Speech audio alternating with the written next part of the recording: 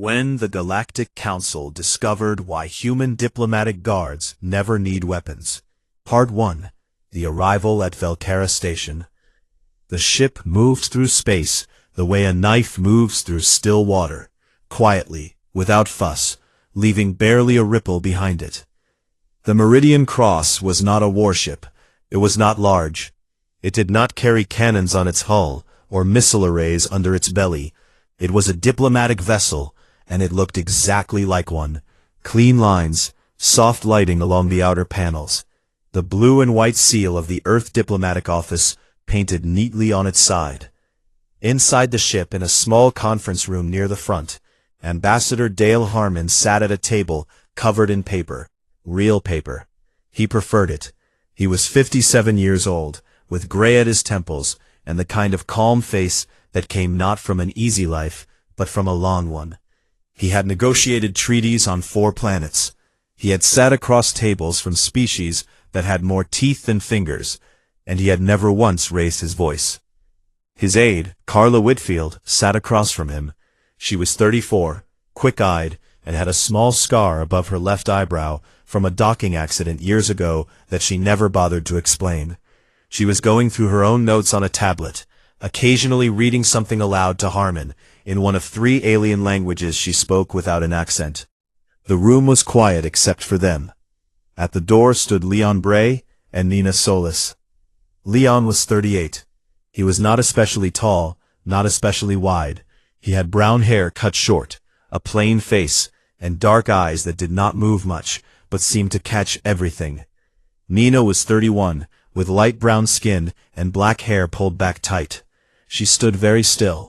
The way people stand still when staying still is something they practiced until it became natural. Neither of them carried a weapon. No sidearm at the hip, no blade at the belt. Their uniforms were the standard deep navy of the Earth Diplomatic Protection Corps. Clean, pressed, with a small silver pin at the collar that was the only decoration allowed. Their hands were folded in front of them. That was all.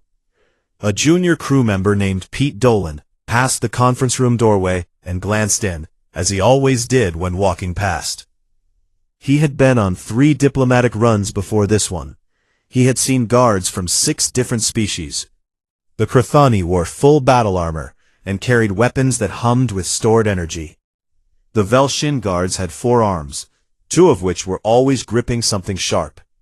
The Drathkin, who worked as hired protection for several council members, were simply enormous, built like moving walls, covered in natural plating that could stop a standard energy bolt. And then there were Leon and Nina, standing at a doorway, empty-handed, looking like they were waiting for a bus. Pete had asked Carla once, early in the trip, whether the Corps ever worried about sending unarmed guards into stations full of beings that could pull a person apart like bread. Carla had looked at him for a moment, then said, "They're not unarmed."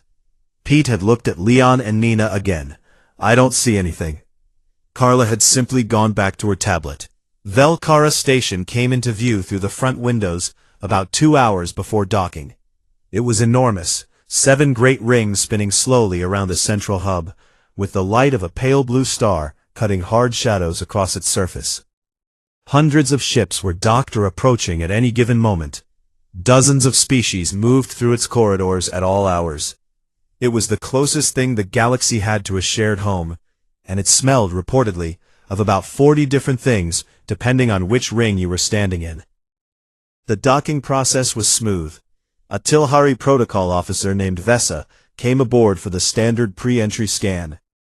The Tilhari ran Velcara's security, and Vesa had been doing intake scans for 11 years, or so he believed. He moved through the ship efficiently, scanning each member of the delegation with a flat silver device that read biological signs, hidden materials, and energy sources. He passed Harmon, clean. He passed Carla, clean. He passed 2 other staff members, clean. Then he reached Leon. He ran the scan. The device showed nothing. He looked at the screen, then at Leon. He ran it again. Nothing. He checked the device's calibration. It was fine. He looked at Leon's belt, his wrists, his jacket. Nothing. He moved to Nina. Same result. He stepped back and looked at both of them for a moment. "These are your security personnel?" he asked Carla, speaking through the small translation device at his collar. "They are," Carla said. "They are carrying no weapons, no defensive tools, no shielding devices." "That's correct." Vesa looked at them again. Leon met his eyes without expression. Not aggressively, not nervously, just steadily, the way a mountain is steady, without trying to be. Vesa had seen nervous guards before. He had seen aggressive ones, and arrogant ones, and ones who were clearly just there for the travel pay. He had never seen a guard who looked like Leon looked. He did not have the right word for it in any language he spoke. He filed his intake forms, thanked the delegation, and returned to the station. That evening in his security log, he wrote a short note. He flagged the 2 unarmed human guards as an anomaly. He noted the biometric readings, completely normal human physiology. He noted the lack of any weapons or tools. He noted, in small letters at the bottom, that something about the male guard's eyes had made the back of his neck feel strange, in a way he could not explain through any known security threat model. He marked the report as low priority and moved on to the next file. He did not know that within 6 hours, 3 separate alien intelligence offices had quietly requested a copy of his report. He did not know that a Velshin cultural analyst had already begun a file labeled simply Human Guards, Ongoing Observation. He did not know that a young Korathi attaché who had watched the delegation walk through the docking corridor from a viewing platform above had gone straight to his quarters and written a message to his supervisor asking if anyone had studied this before. The message said, "I watched the human guards walk through the bay. Everyone moved out of their way. Not because they pushed anyone, not because they said anything. I don't think most of the people who moved even knew they were doing it. I want to understand why." His supervisor wrote back the next morning. "So does everyone else. Get some sleep." Inside Velkara, in a small guest suite assigned to the Earth delegation, Leon Bray sat on the edge of his bunk and read a paperback novel he had brought from home. Nina sat at the small desk, writing a letter to her younger brother in Colorado. Neither of them talked much. They rarely needed to. Outside the suite door, the station hummed and churned with the business of 100 species making deals, forming alliances, arguing over systems they would never personally visit. 2 days of talks remained before the first real test came. Neither Leon nor Nina was counting. They were simply there, the way they always were. Quiet, still, and entirely ready. When the Galactic Council discovered why human diplomatic guards never need weapons. Part 2. The Test in the Corridor. Velkara Station had its own kind of weather. Not the sort that came from clouds or wind, but the social kind, the pressure that built up when too many species with too many competing interests were packed into the same rings and corridors for too many days. Summit weeks were the worst for it. Every delegation had something they wanted. Every species had something they feared losing. And every now and then, someone decided the best way to send a message was not through formal channels, but through a quieter kind of pressure, applied in a hallway, away from cameras that were officially working. The Drathkin were good at that kind of message. They were a species that had evolved on a high-gravity world, which meant their bodies were dense, low, and covered in plates of natural bone-like material that grew from under the skin. The average Drathkin stood just under 3 meters tall when they straightened up, which they rarely did because the ceiling height of most stations made it impractical. They had 4 thick arms and a wide, flat face with small dark eyes set far apart. They were not members of the council themselves, but several powerful council members hired them as enforcers because they were very good at standing near things other people wanted to touch, and making it clear that touching was not a good idea. The 4 Drathkin in Ring 3, that afternoon, were employed by a mining consortium, a group of Velshin and Korathi businessmen who had significant financial interests in the Crespin Belt, the same belt of mineral-rich asteroids that Ambassador Harmon had come to Velkara to negotiate access rights over. The consortium did not want Earth to get favorable terms. They had already tried 2 formal objections through council channels and lost both on procedural grounds. So now they were trying the hallway method. It was not technically illegal. It was just a conversation in a narrow corridor, involving 4 beings that each weighed as much as a small vehicle. Ambassador Harmon, Leon, Nina, and Carla were walking back from an afternoon session in the main negotiation hall. Harmon was talking quietly with Carla about a point raised by the Tilhari delegate. Leon walked slightly ahead. Nina walked slightly behind and to the left. This was their standard formation. Not dramatic, not aggressive, just a positioning that years of training had made as natural as breathing. The corridor they turned into was one of the connecting passages between Ring 3 and Ring 4, long, slightly curved, with pale yellow lighting, and ventilation grills spaced along the upper wall. It was not heavily traveled at that hour, which was, almost certainly, not a coincidence. The 4 Drathkin were waiting at the midpoint. They did not block the corridor with any obvious theatrical intent. They were simply standing there, spread across the width of the passage, talking among themselves in the low rumbling clicks of their own language. But when the human delegation came around the curve and the lead Drathkin turned and saw them, he did not step aside. None of them did. Harmon slowed. Carla placed her hand lightly on his arm, not pulling, just a small signal. She had been in enough of these moments to recognize them. Leon kept walking at the same pace until he was about 3 meters from the lead Drathkin. Then he stopped. The Drathkin was enormous up close. His plating was the color of old stone, and his 4 arms hung loose at his sides in a way that was either relaxed or ready, depending on how you read it. He was looking down at Leon the way something large looks at something small that has wandered into the wrong place. He made a sound, a low, slow click series in his own language. The translation device on the corridor wall, a station-wide service meant for public spaces, rendered it after a moment as, "Small things should be careful where they walk." Leon looked up at him. He did not look frightened. He did not look angry. He did not look like he was performing confidence for the sake of it. He looked, in the most honest sense of the word, unbothered, as if the Drathkin in front of him was an inconvenience at most, the kind of thing you dealt with and moved on from. He said in a normal speaking voice, "You should walk away now. Not because I'm telling you to, because in about 4 seconds, you're going to realize you want to." The corridor was very quiet. The lead Drathkin stared at him. His small dark eyes moved over Leon's empty hands, his plain uniform, his calm face. He held there, 1 second, 2 seconds, 3. His 2 front arms shifted slightly. Something moved behind his eyes, though no one watching the security footage later could agree on what it was exactly. On the 4th second, he stepped to the side. His 3 companions, without a word or a visible signal passing between them, stepped aside too. Leon walked through the space they made. Harmon and Carla followed. Nina came last, and as she passed the lead Drathkin, she glanced at him once. Not a challenge, not a warning, just a look.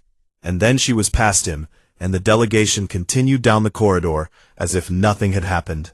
17 security feeds had recorded the entire exchange. Within the hour, copies had been quietly pulled by 6 different parties: the Tilhari head of station security, 2 council intelligence offices, the Vilshan cultural observer who had already been building his file, a Korathi academic on sabbatical who happened to study conflict behavior across species, and the same young attaché who had written to his supervisor the day before. He watched the footage 4 times, then he sent another message. The large one stepped aside. "I need you to understand what I mean by that. The lead enforcer, a full-grown Drathkin male, working muscle for a major consortium, stepped aside for an unarmed human who is not especially large, and said about 30 words.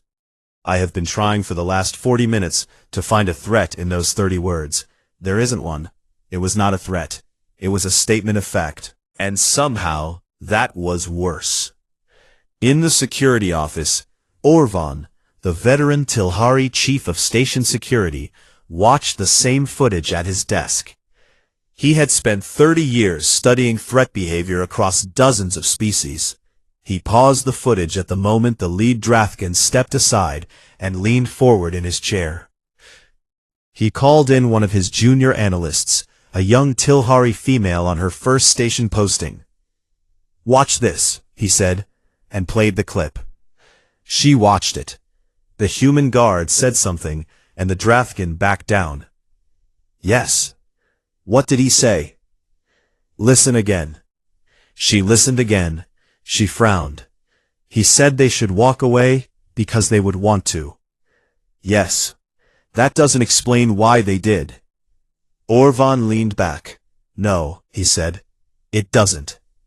He marked the file as elevated priority and sent a copy to the Council's Diplomatic Security Committee with a single line of his own attached.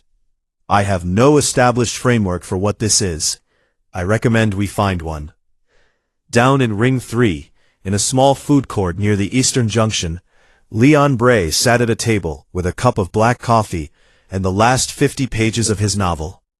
Nina sat across from him, with a bowl of something hot the station's food systems had produced as their closest approximation of rice. Harmon and Carla were at the next table, going over the next day's agenda. Nobody at the table talked about what had happened in the corridor. There was nothing to say about it, in the same way you did not discuss every routine task of a normal working day.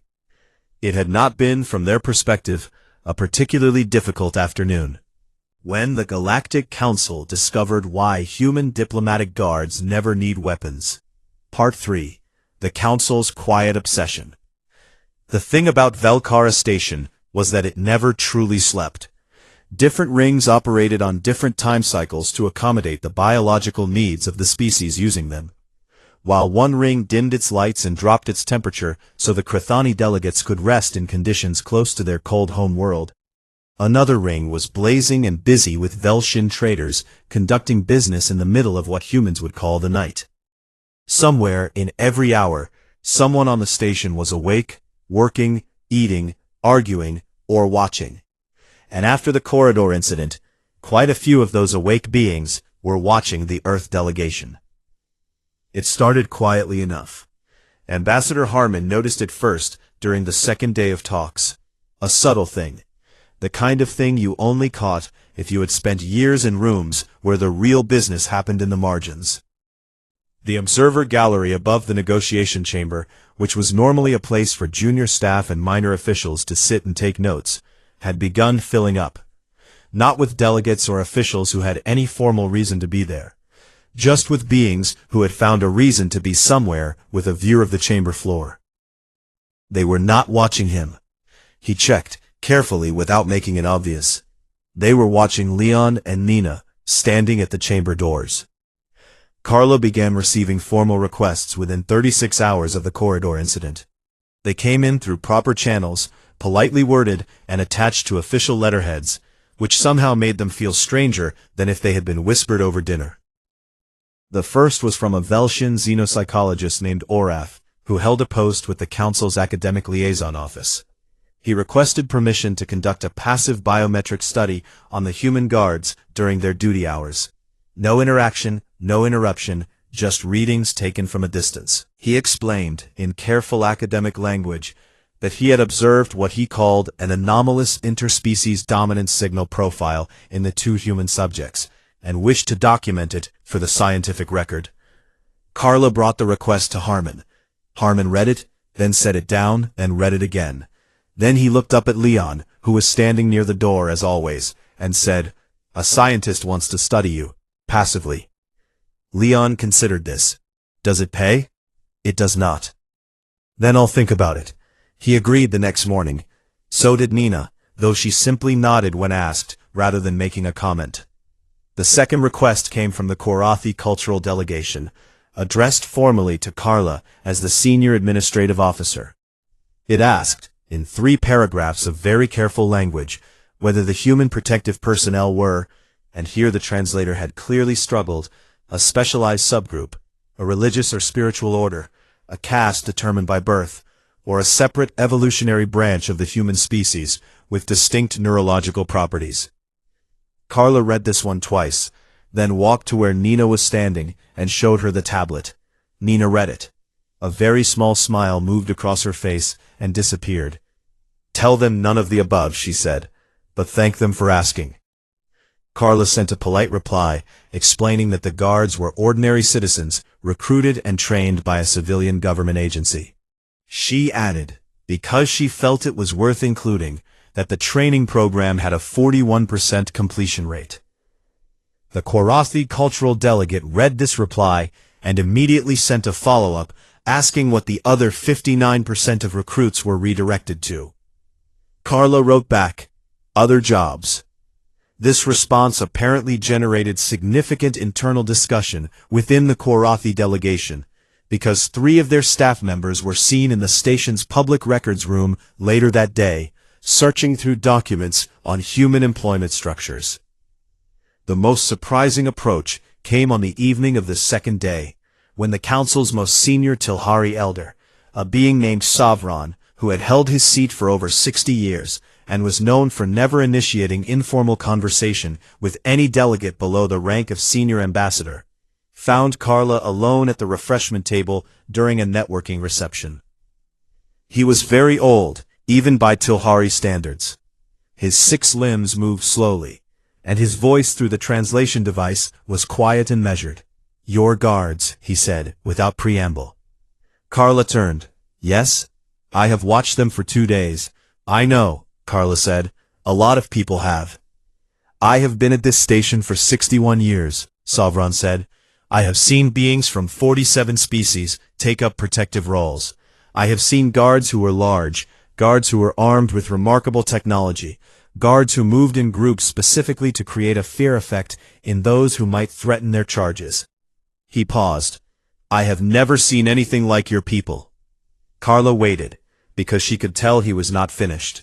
"How do you train them to be like that?" he asked. It was the question everyone was circling, and he was the first one to simply say it out loud. Carla thought about it for a moment. She thought about the core training program, the years of physical preparation, the psychological assessments, the scenario work, the long quiet hours of drilling situations that most people would never face. She thought about the day she had first met Leon, before she had understood what she was looking at. She thought about the way he had walked into a room full of hostile strangers on her first real assignment, and how, within 20 minutes, 3 of those strangers had quietly left without being asked to.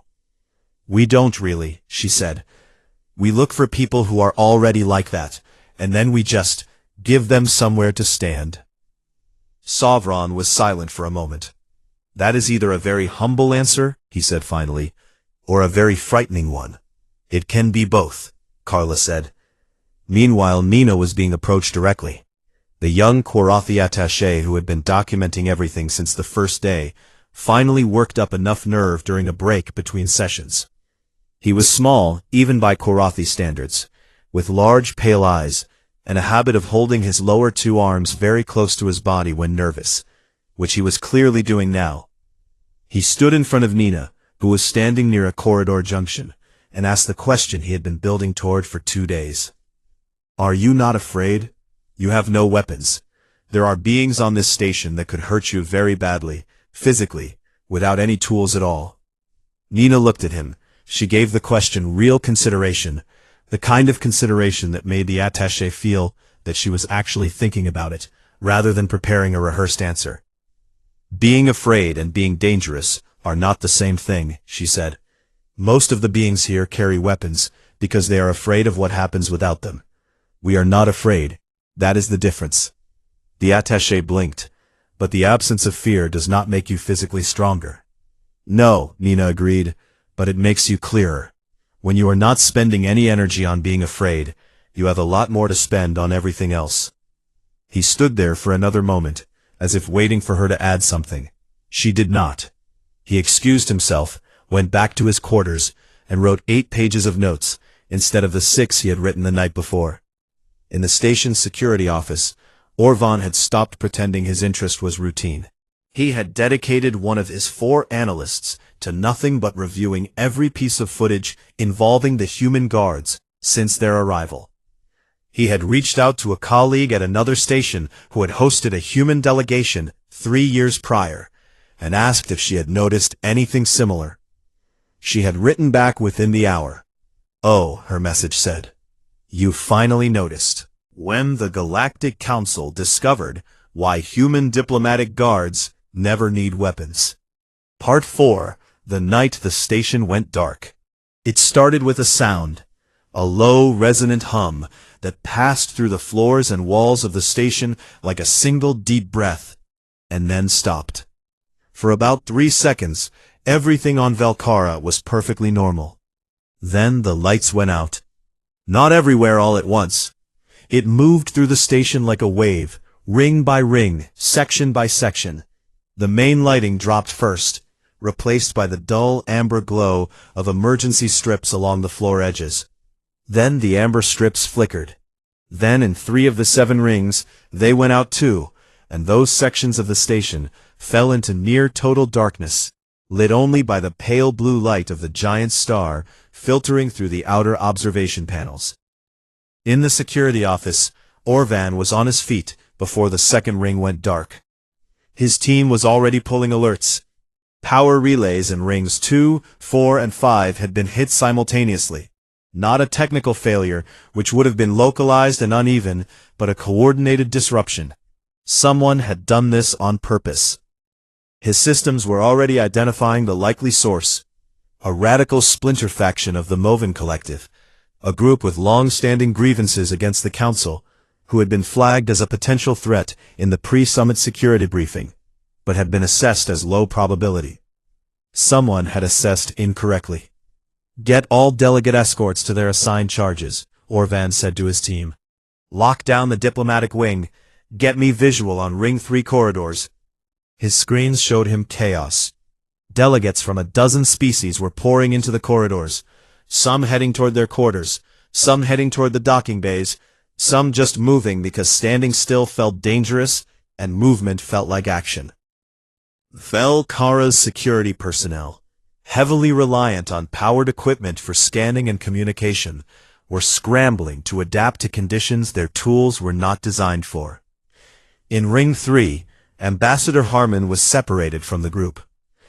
It happened in the way these things always happen, not through any dramatic sequence of events, but through 30 seconds of ordinary confusion.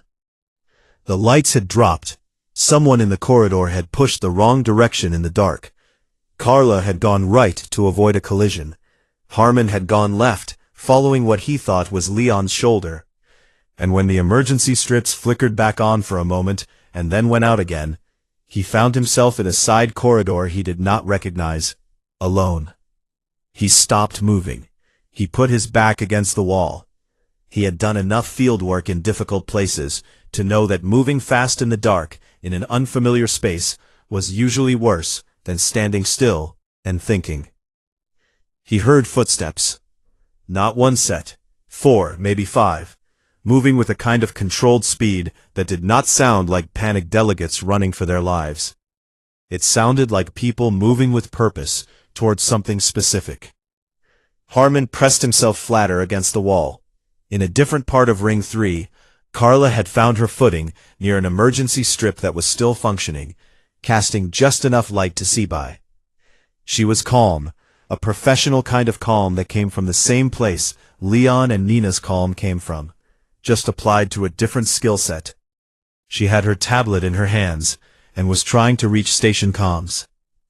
Leon appeared out of the dark beside her, so quietly that she did not hear him until he was already there. "Harmon," she said. "Left at the junction, moving to find him now. Stay here." He did not wait for a reply. Nina was already gone. Carla had not seen her leave. What happened next in the corridors of Ring 3 was recorded on exactly 1 working camera, a small unit near an air recycler that had its own independent power cell and kept running through the whole incident.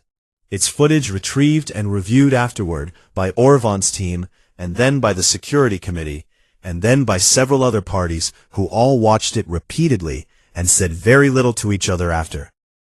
The camera covered a 40-meter stretch of one of Ring 3's service corridors. The first thing the footage showed was 5 figures in the dark, Moven operatives, confirmed later by their equipment and physical characteristics, moving in a tight group toward an intersection that connected to the corridor where Harmon was pressed against the wall. They moved with weapons out, short-range energy devices that worked fine without station power, because they had their own cells. The second thing the footage showed was Leon entering the far end of the corridor from a junction to the left. He did not run. He walked at a pace that was fast but controlled, the way water moves when it has found the correct channel. He had no weapon. He had nothing in his hands at all. The lead Movan operative spotted him at about 20 meters and raised the weapon. Leon did not stop walking. At 15 meters, the operative said something that the camera's audio picked up, but the translation system could not fully process in the dark. A command of some kind, probably stop or halt, in the Movan language. Leon kept walking. At 10 meters, something happened. The footage was not good enough, in the darkness and the low-quality emergency recording, to show exactly what it was. Orvan's team watched it 40 times. What they could say with confidence was, Leon walked into the group of 5 armed operatives. And then, over the course of about 90 seconds, the situation changed entirely. Not in a way the camera could document blow by blow. In the dark and the grainy footage, it was more like a before and an after. Before, 5 armed operatives moving with purpose. After, 4 of them, seated on the floor with their own restraint equipment on their wrists, looking very unhappy. The 5th one had apparently decided at some point to leave, very quickly, in the opposite direction, and had run directly into Nina in the adjacent corridor. That encounter was not recorded by any camera. Nina never offered a detailed description of it. When asked, she said, "He sat down." The analyst who asked did not follow up. When station power was partially restored to Ring 3 7 minutes later, Orvan's security team moved through the corridors doing a sweep. They turned into the service junction near where Harmon had been standing, and found the ambassador leaning calmly against the wall, with his arms folded, looking at his watch. Leon was standing a few meters away, facing the corridor entrance. 4 Movan operatives were seated on the floor in a neat row, wrists secured, heads down. Leon was eating a protein bar. The security team leader, a young Tilhari on his 2nd year at Velkara, stopped and stared. He looked at the operatives. He looked at Leon. He looked at the operatives again. One of them had a bruise forming on the side of his face. The others appeared physically unharmed. Orvan arrived 2 minutes later. He walked through the scene with the careful attention of someone who had seen a great many things, and was now looking at something that did not fit any of them. He checked the operatives, secured, unarmed, alive. He checked Harmon, completely fine. He checked the corridor around them, no burn marks from energy discharge, no damage to the walls or floor, no sign that any powered weapon had been used. He looked at Leon. Leon finished chewing and folded the wrapper neatly into his jacket pocket. "How?" Orvan asked. It was not his most sophisticated question, but in that moment, it was the only one that felt honest. Leon looked at him with that same steady, dark-eyed expression that had been making analysts write long, confused reports for 4 days. "We train a lot," he said. Orvan looked at him for another long moment. "That is not an answer," he said. "It is," Leon said, "just not the kind you're used to." Carla arrived at the junction shortly after, tablet still in hand, and assessed the scene with the efficiency of someone doing a quick visual inventory. 4 neutralized operatives, 1 ambassador safe, 2 guards present and uninjured, no weapon discharge, no casualties. She looked at Leon. "Nina?" "Adjacent corridor, same outcome." Carla nodded, as if this were a routine post-meeting update, and turned to Harmon. "The summit resumes tomorrow at 9. You should rest." Harmon uncrossed his arms and straightened up. "I was just thinking the same thing," he said. Orvan watched the delegation walk away down the corridor, Harmon and Carla talking quietly, Leon a step ahead, Nina falling in from the adjacent junction, as if she had simply been waiting at a corner, which she probably had. He stood in the service corridor for a moment longer, looking at the 4 seated operatives. "Did they hurt you?" he asked the one with the bruise. The operative looked up. He was quiet for a moment. Then he said in his own language, a short sentence that Orvan's device translated as, "They didn't need to."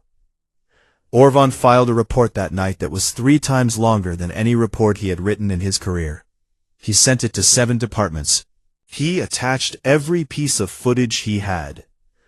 He titled it, Human Protective Personnel, Incident Report and Formal Request for Council Review. And then he sat at his desk for a long time, thinking about the protein bar, and how a person ate a protein bar like that. Like nothing in the world was wrong, and nothing in the world ever really had been. When the Galactic Council discovered why human diplomatic guards never need weapons. Part 5. The report filed to the Council. HR. The summit ended on a Thursday. Ambassador Harmon signed the Crespin Belt Treaty in the main chamber at 11 in the morning, under the soft white light of the formal proceedings hall, with delegates from 9 species watching from the gallery above, and a small group of press observers recording from the back wall. He used a plain black pen. He did not make a speech. He shook hands with the Tilhari Treaty lead, nodded to the other signatories, and walked out. The mining consortium that had sent the Drathkin enforcers to the corridor filed a formal objection through council channels that same afternoon. It was denied on procedural grounds within 24 hours, setting a new speed record for council procedural rejections, which Orvan privately found satisfying. The 4 Movan operatives were processed by station security and transferred to council custody. The 5th one, who had run from Leon and been collected by Nina in the adjacent corridor, told the processing officer that he wished to formally request that his cell assignment not be near any humans. The request was noted and filed. It was not granted. The Earth delegation departed Velkara on the Friday morning tide. The Meridian Cross undocked cleanly and moved away from the station without ceremony. Vesa, the protocol officer who had run the intake scans on the first day, happened to be working the morning shift and watched the ship's departure on the bay monitor. He watched it until it was too small to see, then went back to his forms. But the departure of the delegation did not end what it had started.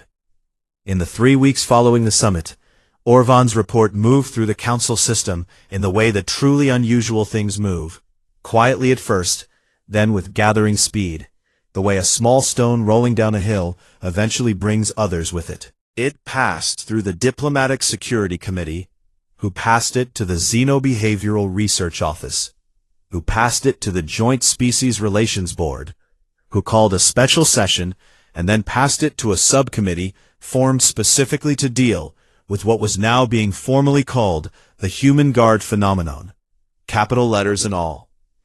The subcommittee was made up of analysts from 3 species, Tilhari, Velshin, and Korathi, and it included Orvan, Orath, the xenopsychologist who had taken biometric readings, and the young Korathi attaché who had submitted his personal notes as supplementary evidence, and was slightly embarrassed to discover they were being treated as a primary source document. They worked for 3 weeks. They reviewed all available footage. They compiled biometric data. They conducted structured interviews with 17 individuals, delegates, station staff, security personnel who had observed the human guards directly. They studied the behavioral literature on protective roles across 41 known species. They pulled records of every prior human diplomatic posting they could find, which yielded 6 separate incident reports from 5 different stations, all of which described some version of the same thing: human guards, no weapons, unexplained outcomes, confused observers. One report from a station called Hethal Prime was particularly interesting. It described an incident from 3 years prior, in which a human guard named Donna Reeves had talked down a being twice her size and mass who had been threatening a delegate, using a conversation that lasted 11 minutes and resulted in the threatening party sitting on the floor and crying. The observer who filed the report had noted in the margin, "I do not know how this is possible. I also do not know how to say it is not." The subcommittee found this report very useful. Their final document ran to 212 pages. The cover listed it simply as Report on Human Diplomatic Protective Personnel, a Multi-Species Behavioral Analysis. It was classified at a moderate sensitivity level, which in practice meant that within a week it had been read by almost everyone on the station who had any connection to diplomatic affairs, because moderate sensitivity documents on Velkara had a way of traveling. The report's first 100 pages dealt with what human guards were not. They were not, the analysis confirmed, a specialized subcaste. They were not genetically distinct from the broader human population. Their biometric profiles during high-stress situations showed elevated adrenaline and cortisol consistent with physical readiness, but not with fear or aggression in the forms the analysts were trained to recognize. They did not carry hidden weapons. They were not enhanced by any detectable technology. The next 60 pages attempted to describe what human guards did do: the subtle behavioral signals, the spatial positioning, the eye contact patterns, the voice control, the extraordinary quality of stillness they maintained, even in crowded or chaotic environments.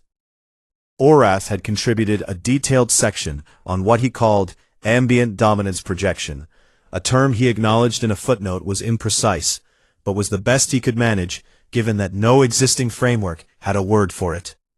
The final 50 pages were the hardest to write, and they showed. The language was more careful, more hedged, full of qualifiers and academic caveats, but the conclusion it arriving at was clear enough. Every other protective species in the Council's experience signaled threat through display: weapons, size, armor, numbers, aggressive posture. These were the tools of deterrence. Other species understood them because they operated on the same logic: show what you have so the other party can calculate whether to proceed. Human guards showed nothing. And yet the effect was not the absence of deterrence. It was something worse, or better, depending on your position. It was deterrence without display. It was the calm of something that did not need to prove anything, because it had already finished the calculation and found the outcome acceptable, regardless of what happened next. Other species, encountering it, responded not with a counter-calculation, but with something much older and less rational. An instinct that said, without words, "This one is different. Do not test this one." The report's final paragraph took the committee 4 hours to write. It was revised 11 times. In the end, it read, "It is the recommendation of this committee that the Council cease attempting to understand this phenomenon through the lens of threat display theory. The human guards are not displaying a threat. They simply are one. Quietly, patiently, and with complete indifference to whether anyone else has noticed. This committee believes that this quality is not a product of training alone, but of a species that spent a very long time on a very difficult world, learning to be the most dangerous thing in it, and then kept going, and forgot at some point to be afraid. We do not know what to do with this information. We recommend further study." The report was delivered to the full council 3 weeks after the summit. It was read. It was discussed. It was filed. Ambassador Harmon received a copy at his office in Washington, forwarded through the Earth Diplomatic Office with a brief note from the Council's administrative secretary that said essentially that the Council thought he should know they had written this. He read it over coffee, early on a Tuesday morning, with the winter light coming through his office window, and a half-eaten piece of toast on his desk. He read it carefully, all 212 pages, taking his time. When he finished, he sat for a moment, looking out the window at the gray sky. Then he sent a copy to Leon and Nina. Leon's reply came back in about 2 hours. It said, "Seems fair." Nina's reply was a single period. Harmon forwarded both replies to Carla. Carla read them at her desk, and something in her face shifted. Not quite a smile, not quite something else. She printed the final paragraph of the report on the office printer, trimmed the paper neatly, put it in a plain frame she had bought from the store down the street, and hung it on the wall to the right of her desk, between her diplomas and a photograph of her first posting. No one who came into her office ever asked about it. Or rather, they always asked about it, because, after she told them what it was, they all got very quiet. And then they all did the same thing. They read it again, slowly. and then they looked at the framed page for a moment longer than necessary, and then they changed the subject to something easier, which was, Carla had always thought, a very reasonable response to the truth.